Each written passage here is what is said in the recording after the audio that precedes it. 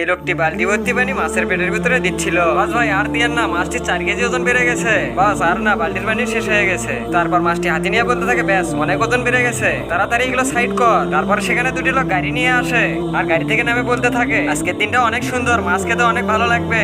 আরে মাসালা ভাইজান, আপনার কাছে কি মাছ হবে নাকি? আরে ভাইজান, আপনি একদম ঠিক সময় এসে গেছেন। নদী থেকে আমরা এখনই মাছ উঠাইলাম, টাটকা তাজা মাছ, 10 কেজি ওজন হবে মনে হয়। তারপর লোকটি বলে, বুঝলাম তো তাজা, কিন্তু এত বড় মাছ আমরা কি করব? আরে ভাইজান, ছোট মাছ নিয়ে কি করবেন? বড় মাছ খাওয়ার মজাই আলাদা। আর ছোট মাছ খেতে কোনোই মজা নেই, শুধু কাটা আর কাটা। আরে ভাইজান, একবার মাছটা নিয়ে যাই দেখেন, ভালো না লাগলে টাকা ফেরত দেবো আপনার। ভাইজান, তারপর কি হলো এটি দেখার আগে দুটি ছবির মধ্যে আল্লাহকে ভালোবেসে থাকলে ভিডিওটি লাইক দিয়ে চ্যানেলটি সাবস্ক্রাইব করে দিন।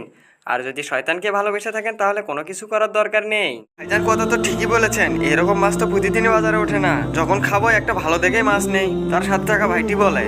মাছটার ওজন কত হবে আর দাম কত হয়? আচ্ছা ভাইজান, তাহলে আপনি 1500 টাকা কেজি এই মাছটা রাখেন। ঠিক আছে ভাইজান, 1500 টাকায় কেজি দেন আপনি। কথা বলে মাছটি ওজন করতে নিয়ে যায় মাছওয়ালা। এই যে ভাইজান, এই যে দেখেন, এই যে দিলাম 5 কেজি, এই যে দিলাম 3 কেজি, এই যে নেন আপনার 10 কেজি মাছ। ভাইজান, ভালো করে দেখেছেন তো? দেখেন মাছটি কিন্তু 10 কেজিরও উপরে আছে।